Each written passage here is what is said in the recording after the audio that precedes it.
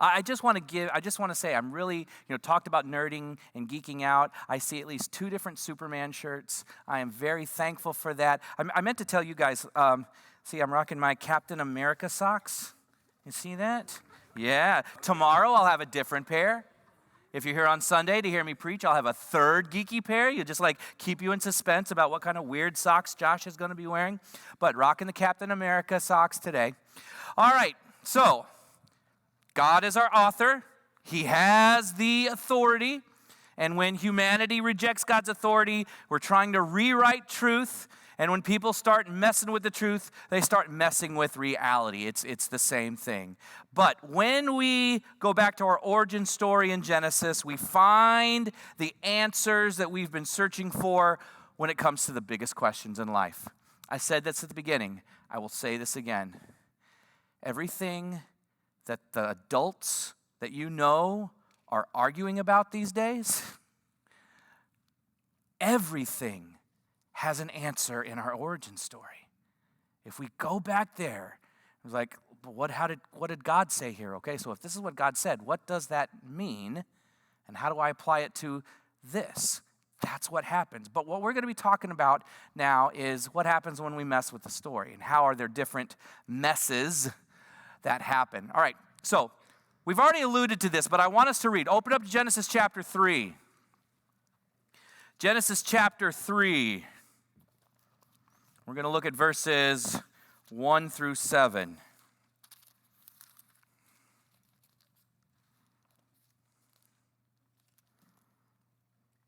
All right.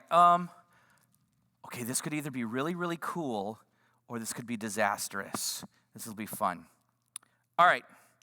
I need a narrator, the woman, and Satan. We're going to read this like a play. Who wants to be the narrator? All right, I saw that hand right there, lady in the back. You're going to be our narrator. All right, who wants to be Eve, the mother of all? Yes, Corinne, right? Corinne? All right, who's the snake? Mark, I knew your hand was going to go up so fast and so high, but I'm going to let somebody else do it this time. Yes, sir, I'm going to let you be the snake. Big voices. Well, like I said, this will either be really cool or disaster. Either way, it'll be entertaining. All right, we're going to read this kind of like a play. Exodus chapter 3, verse 1. All right, narrator, go ahead. Did I say Exodus? Are you guys in Exodus chapter 3? Good. Genesis chapter 3. Would you guys just read my mind, please? This would go so much easier if you guys could just read my mind and know what I want. No, Genesis chapter 3. Genesis chapter 3, verse 1, narrator, and action.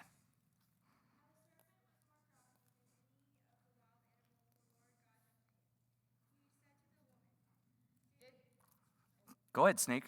Did God actually say, "You shall not eat of any tree in the garden"? The woman said to the serpent, "We may eat fruit of the trees of the garden.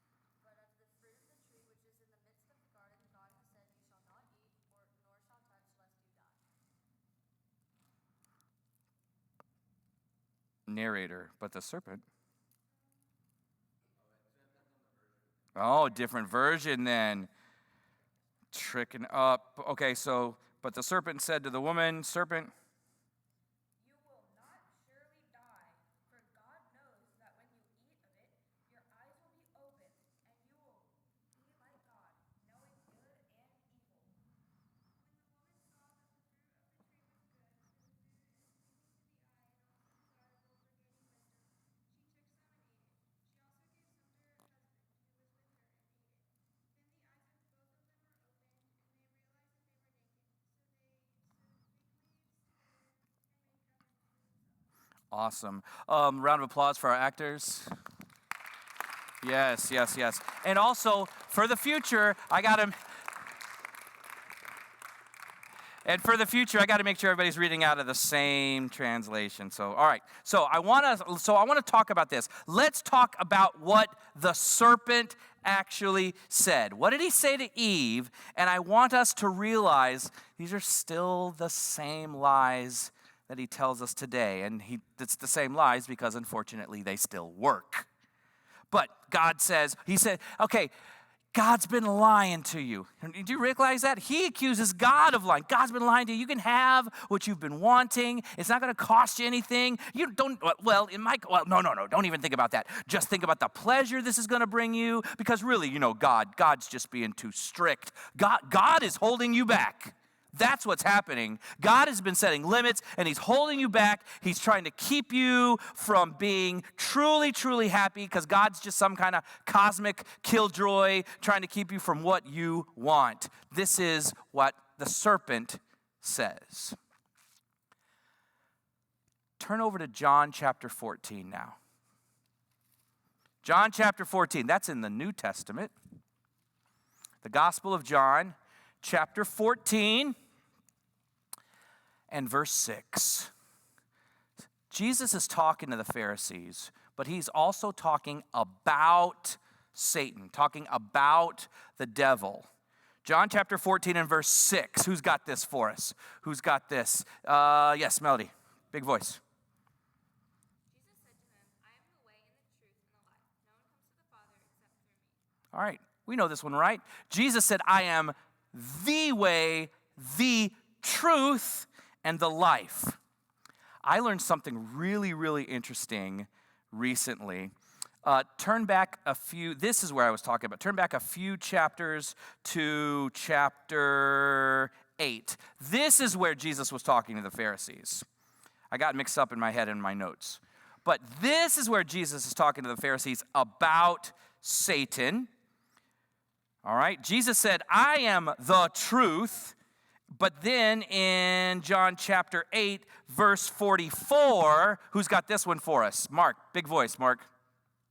You are of your father the devil, and you want to do the desires of your father. He was a murderer from the beginning, and does not stand in the truth, because there is no truth in him. Whenever he speaks a lie, he speaks from his own nature, for he is the father of lies.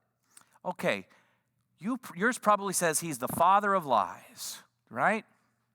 I learned something really cool recently, that it's probably maybe just a little more accurate to say he is the father of the lie. Jesus is the truth, and Satan is the father of the lie.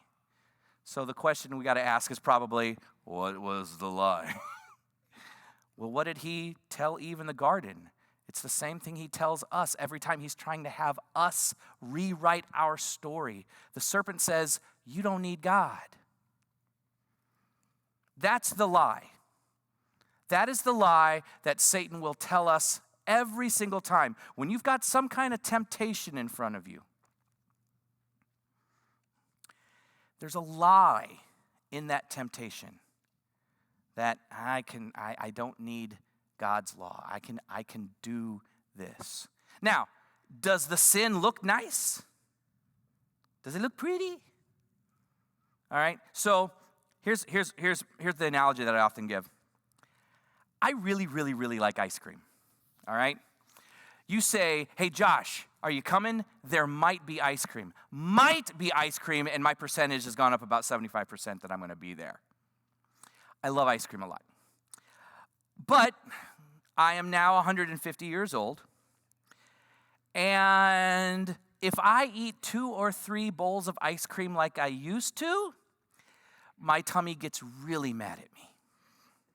And I don't get a whole lot of sleep. But here's the thing. I really like ice cream. And I know what's going to happen when I eat the 3 bowls of ice cream. But it looks really yummy.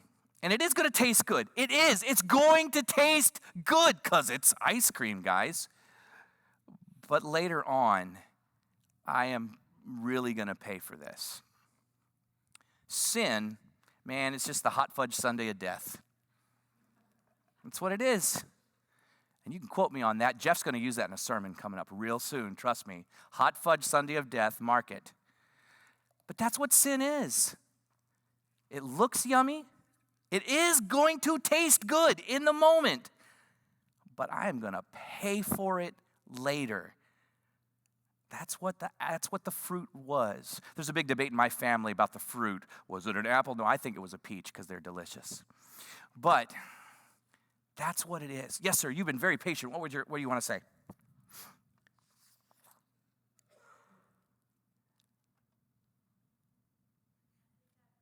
It's all right. Okay, got it.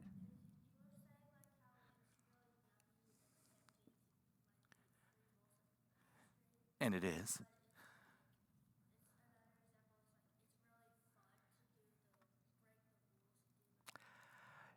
Oh,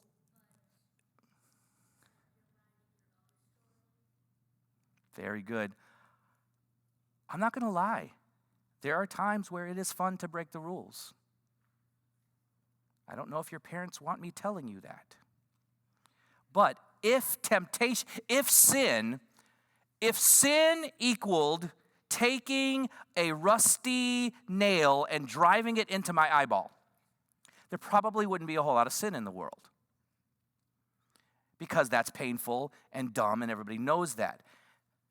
Sin is tempting. That's why it's called temptation. It's tempting. It looks good. There is even momentary fun, momentary pleasure.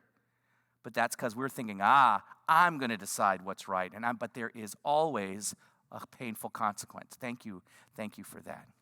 All right, so here's what I want us to spend some time talking about now. I said that practically a lot of everything that we're talking about in culture today, a lot of it we can go back to Genesis 1, 2, and 3. And we could talk about that. There are ways that humanity has been messing with the story. And I guess I want to get some feedback. What are some things that you think society or culture has been trying to redefine reality? How have they been messing with the story? Yes, sir. So is this in Genesis or is this like today? What are some things happening today where society is trying to rewrite reality, but if we were to go back to Genesis, we could see in our origin story how God set it all up.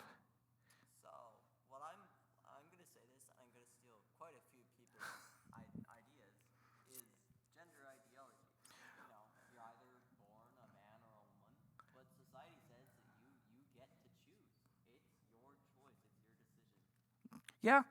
Was that probably one that popped up in a lot of different ideas, a lot of different heads, as far as I can be what I want to be because I feel like it. But in our origin story, we don't see that. We see what God created. Now, you might hear an argument. Well, actually, it says male, female, just like it says land and sea. But there's swamps. It's an argument that you'll hear. It says he said land and sea, but there's swamps. That's not the language that's being used here. That's not the language that's being used here. Our origin story tells us there's really only two genders. I'm not saying there aren't things that make that hard. I am not trying to be callous. I'm not trying to be cruel. I'm not trying to be uncaring, because I think that would also be going against our origin story. To be mean, to be cruel, to be callous to people that are confused about things. That's also against our origin story. But that doesn't change reality, and that doesn't change the truth. Each one of the things that we talk about can be a whole conversation all in its own. Trust me. But I want us to talk about some things. Joel, right? Right, that's what I said, Evan.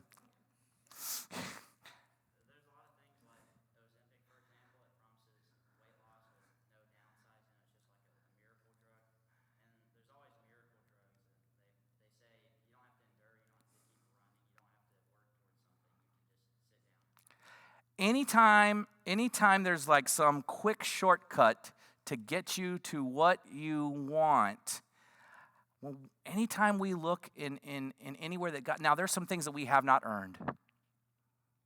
There's some things that we have not earned and will never earn from God. But at the same time, there are ways that we're supposed to work on ourselves, and we're supposed to grow, and we're supposed to put in the time so that we can mature. Right? I like that. Thank you. Yes, sir.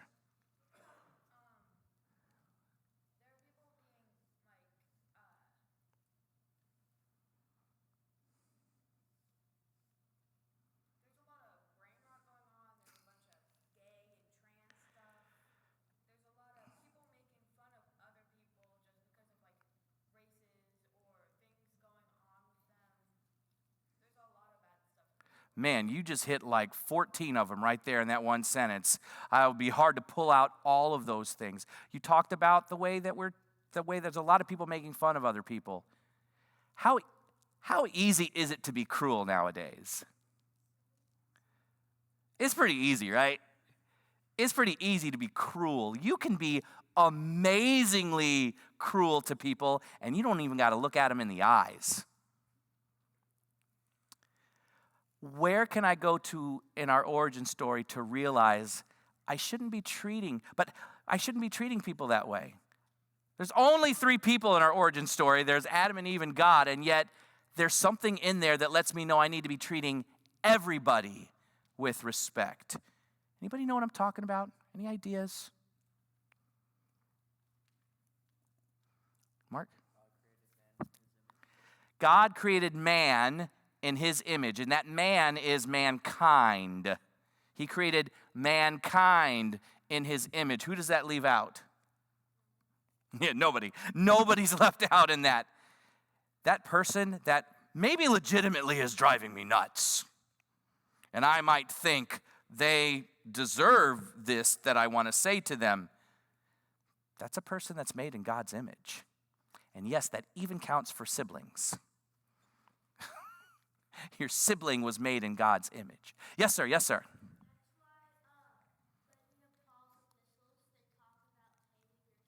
Don't they? That's a great point.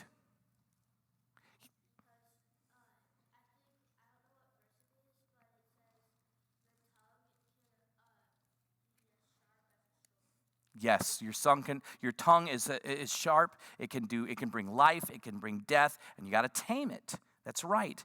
And there is so many powerful things that can happen with the tongue. Listen, finish this statement for me.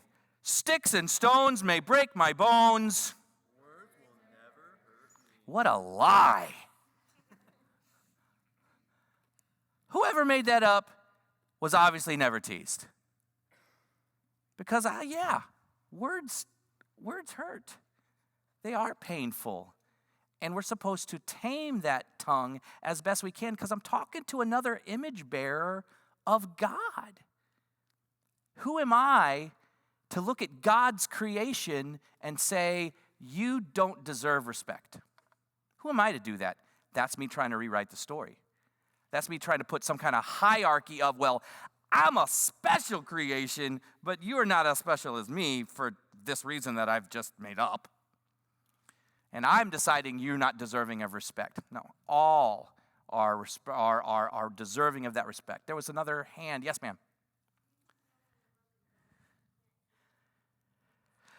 You can heal from a broken bone, but sometimes it takes even longer to heal from those words. Have you ever heard this before? It takes 5, I think I'm saying this right. It takes 5 positive comments to override 1 negative comment. Have you ever heard that before? Do you believe it? Right? 3 people tell you you did a good job on something. 1 person tells you you did a lousy job. Chances are, which is going to stay in our brain longer? The lousy one, right? That's why I think it's really, really important, especially at your age, to speak life. It is so, so important for you at your age. Find that person that other people are saying mean things about and just throw them out a compliment. It's so important because they're in God's image as well. Yes, Zoe. The more controversial ways people are trying to extend life. Ooh, what do you mean by that? That's an interesting thought. Like the weight loss stuff and the fact that they're trying to use AI to cure cancer and all sorts of things like that. There are ways that man is trying to do things that maybe, us old people from the South, we might say something like whittling on God's end of the stick. Have you ever heard that phrase before? Your granddad probably said it.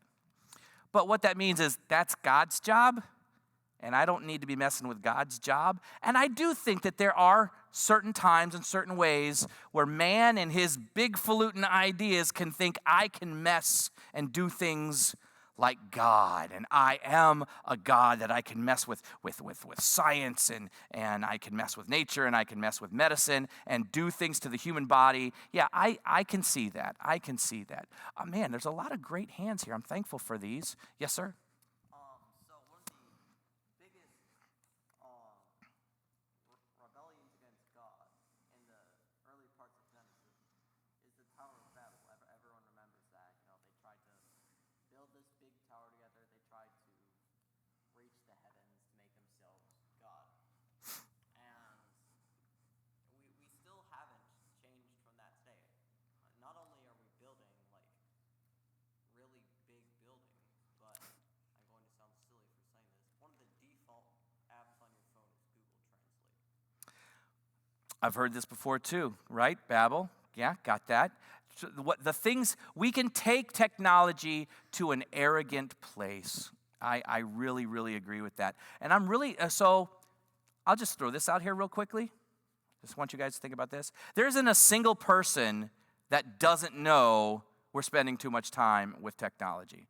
Nobody argues that. I don't see the studies with the psychological benefits of social media. I don't see those studies. Everybody knows this. You willing to give up your phone?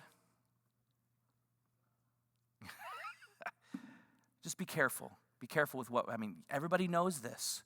So if we know this, maybe you need to think about the choices that you're making with the social media and your phone and things like that. So we've only got a little bit of time. I want to throw out a few things. We'll talk some more at the end because I want you to think about this.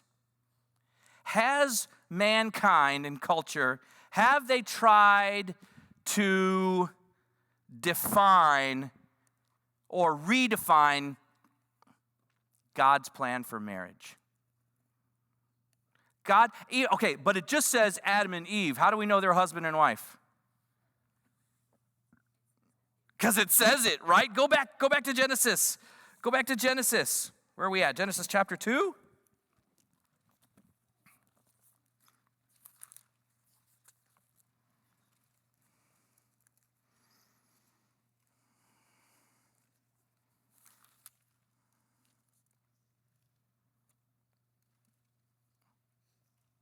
Yeah, let's look at verse 22. Oh, no, look at verse 24. That's what I wanted to jump down to. Therefore, a man shall leave his father and his mother and hold fast to his wife, and they shall become one flesh. This is husband and wife territory. And I know what some of you guys are thinking as far as who gets to be married.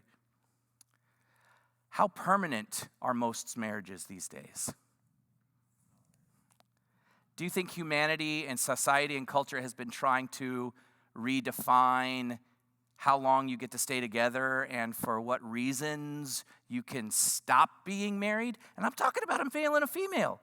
Has society and culture tried to redefine that?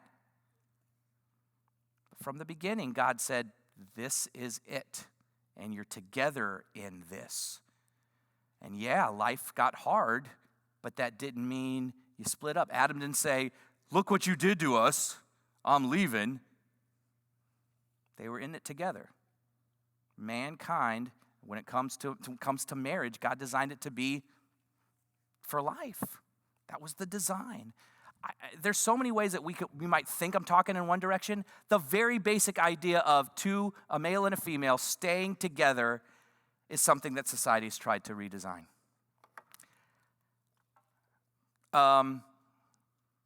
Were there any hands? I thought I saw something. Okay, I'm sorry about this. I want us to look at this now. We can be talking about all kinds of different purpose and work. Life is about doing what makes you happy. Have you heard people say that? Yeah, just do what makes you happy. Did that work well for Adam and Eve? No, it didn't. Did God give them a job? Do you know what it was? Take care of my stuff. That was it. Have dominion over the fish of the sea and the birds of the land. We're supposed to, the fish of the sea, the birds of the air, the creeping things. Be fruitful and multiply. Take care of my stuff for me. Mark. So, yes, sir. Let's go. Kind of building on to what you said last time, and also what you were just saying. When humanity has been trying to write their own story, as you've been saying, they don't end up finding meaning. Philosophers through the ages have looked for the meaning of life. What are we here for? And the only satisfying answer any of them have found is in the book of Ecclesiastes. I don't know the exact wording, but Fear God and keep his commandments. The end of the matter. This is the whole duty of man. Fear God and keep his commandments. Who said that? Who wrote Ecclesiastes? Do we know? Solomon. Was this a guy who had the ability to explore life? Pretty rich, pretty wise, had the money to do whatever he wanted. At the end of the day, he's like, all that, forget it. Fear God, keep his commandments. The things that we've been talking about, whether we're talking about a husband and wife, whether we're talking about who can get married, whether we're talking about what defines a man or a woman, whether we're talking about my identity and my self-worth. Are there people these days that have a hard time feeling valuable? Listen, with a group this size, I'm not so naive as to think that there isn't somebody in this room that has struggled with some real negative thinking before. Thinking that I'm not worth it. I've made too many mistakes. I'm too big of a burden. I'm not worth anything. Maybe you've had people tell you that. In a group this size, I know there's somebody who struggled with that. But you have value because the creator of the universe made you in his image. Go back to our origin story. Those people that say, I just don't know what good I am. You're good because God made you. He gave you value as his image bearer. You ever thought about the fact that we have more psychiatric drugs on the market now and depression is on the rise? We have more drugs for our mood and our mood's getting worse. We've lost our sense of value. I am awesome. I am valuable because the Creator made me in his image. Yes, sir.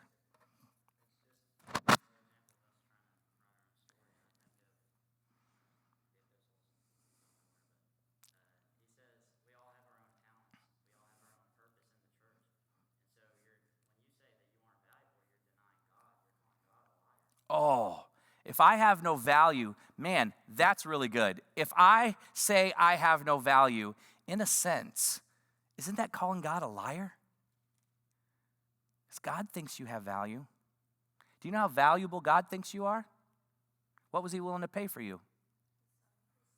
His son. You guys ever seen that show?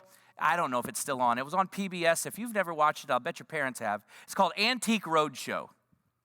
Anybody familiar with that show, Antique Roadshow? All right, if you don't know the show, these people that know how valuable things are, they just kind of set up somewhere. And people will stand in line with something they found in their grandma's attic, and they go to this dude and like, hey, how much is this worth? And then they'll look at it, and they'll go, hey, oh, this is really nice. Yeah, there's about 8 kajillion of these. It's worth $3. Or sometimes they might, oh, this is actually really, really valuable. But it's depending upon how much somebody wants to pay for it. I remember one episode where this guy brought in this vase that was not particularly attractive. I didn't think it was all that nice. And it had a handle on it. And really, the guy walked in towards the table, and he's kind of doing this with this vase. He has no idea what it's worth. And he goes, okay, let me see it. And it was actually worth like $3 million. When he found out how valuable it was, then it was, When he found out how valuable it was, that thing became very precious to him. Do you know how valuable you are? You're very precious to God. He paid the price of his son. And I'm saying all of this to go back to the person that's struggling with feeling any kind of self-worth. The people that struggle with, am I good enough? The people that struggle with, I just don't know what I'm going to do or what I can add to anything. God thinks you're pretty special. He paid for you with his son. Other thoughts, other comments about any of the things that we've been talking about? Yes, sir.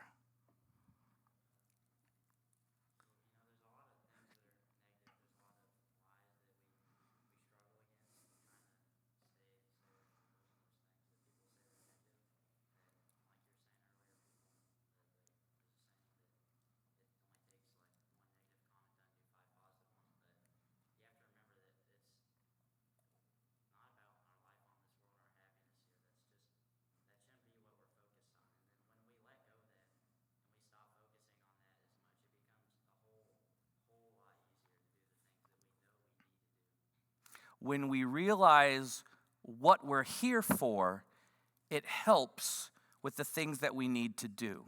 I know I'm paraphrasing. Am I paraphrasing you correctly? When we know what we're here for, it helps us easier with the things that we know we need to do. I'm an image bearer of God, and I'm supposed to take care of his stuff. That's my role. That's my job. And so those big decisions that we have to make in life. What am I going to do? What am I going to do? What am I going to do? Well, let's see. What's the best way to bear God's image here? What's the best way to take care of God's stuff? That's the thing that I'm going to do. Knowing what our origin story is helps us in the decisions that we have to make in life. Mark. One of the biggest problems, at least in my opinion, that contributes to depression is self-centeredness. That sort of thing when you walk into a room and you think, I bet they're all thinking about how terrible I look, how bad my hair is, etc. And that's not actually the case. Everyone is equally important in God's eyes. Everyone is super important. And you shouldn't think that people are only thinking about you. And you should think that you are the center of your story or even anyone's story. Because you're not the author. You're not the center of anybody else's story. And you talked about self-centeredness. And I think something that's alongside of that, and on the flip side, would be comparison. Because we're spending so much time comparing ourselves.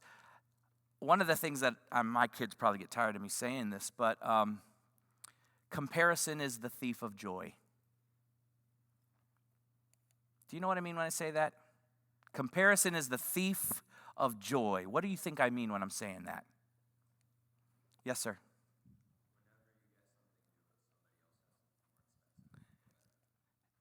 Say that again.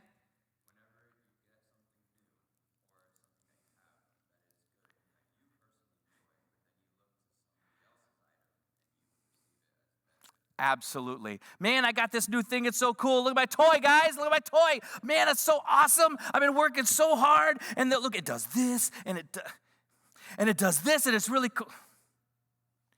Look what she got. Man, this is junk. And there are adults that act that way. They have this wonderful thing that they worked for. And it does all these cool things. But I spend so much time looking at that I now think that this thing is junk. And sometimes we can look at our lives and we can compare it to other people. And listen, that's all social media is, guys. That's all it is. It is built for you to compare your life to what you see on the screen. And it is the thief of joy. Yes, sir.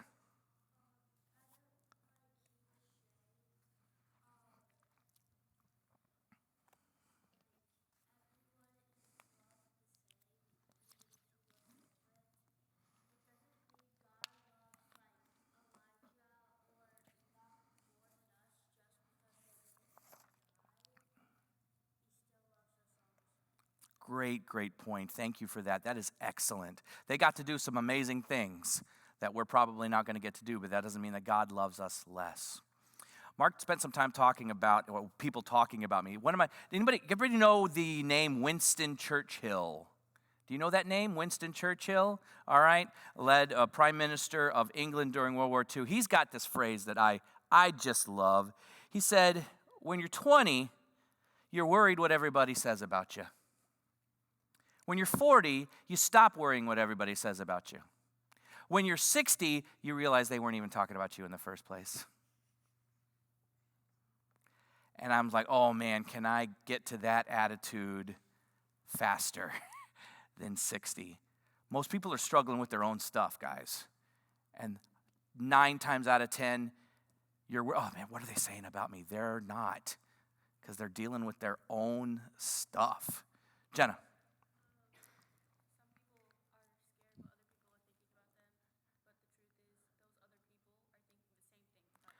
Oh, did everybody hear what she said? I'm spending so much time worrying what these people are saying about me.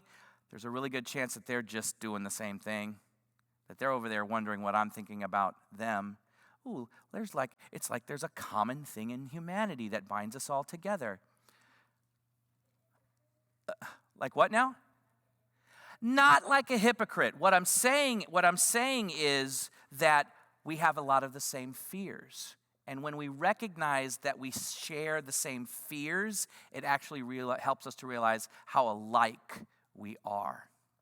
So last thing we're gonna talk about, and we'll be wrapping it up for tonight. I had no idea how this particular session was gonna go. You guys were gonna talk, and I was gonna go wherever. You guys are really, really astute. You guys are really paying attention to what's going on out there, and I'm really thankful for that. But I don't want an out loud answer. I just want you to think about this. Would anything change in your life if you fully trusted God's design? If I fully 100% trusted God's design for things, would anything in my life change? You can believe in something, but to have the full faith on it, that's something completely different. You guys heard about the French tightrope walker and the wheelbarrow? Have you heard this story before? Some of you are nodding, some of you don't. If you know the story, just play along. And you can tell me later how I told it wrong way, but I'm not going to get it all right. But in the late 1800s, early 1900s, when David was born, there was this French tightrope walker. You guys know that? He's like, he was famous for doing all these amazing things on the tightrope, right? He would do these different he would do these different cartwheels. The one time he had a little cast iron stove on the tightrope, and he cooked breakfast, pancakes, eggs, while he was on the tightrope. But he was also famous for taking a wheelbarrow and walking across a tightrope hundreds of feet in the air. Now, this was in France. Well, there's this dude in America, and I do remember this guy's last name was Colicord. And he's like, oh, this guy's amazing. I'm going to bring him to America, and what I'm going to do is I'm going to take a tightrope across Niagara Falls. And this guy is going to come, and he's going to do his tightrope act back and forth across Niagara Falls. So he did. This guy was great at promotion. There's hundreds of people there at Niagara Falls to watch this French guy do his tightrope walk back and forth and back and forth. And then he got out the wheelbarrow, and he walked it back and forth. And then he did it again with bricks in the wheelbarrow, back and forth. Everybody's cheering. Yay, yay, yay. So amazing. So then the French guy, he goes up to the end, and he's like, Mr. Colicord, because that's what all Frenchmen sound like. Mr. Colicord, did you like my act? Oh, that was amazing, sir. That was amazing. It's like, I would like to do it one more time with the wheelbarrow. Do you believe that I can do it? It's like, yeah, I've seen you do it. It's like, no, no, no. Do you have faith, Monsieur Collicord, that I can take this wheelbarrow back and forth across the tightrope? Yes, I've seen you do it. I have complete faith that you know how to do this, and you can go and take the wheelbarrow across and come back. He says, oh, great. Get in the wheelbarrow. There's a difference between belief and having full trust in the design and the plan. What would change in my life if I fully trusted God's design? There's going to be times even in your life where it's time to get in the wheelbarrow. And that means going back to our origin story and seeing how God designed it and say, all right, this is reality, this is truth, so I got to live that way. All right, again, if you're taking notes, you can write that down. The brokenness in our world comes from trying to be our own authors, deciding truth, identity, morality, and justice for ourselves. But all these were already established by God in the beginning. Our confusion clears up when we return to the original script. So that's what we're going to end tonight on.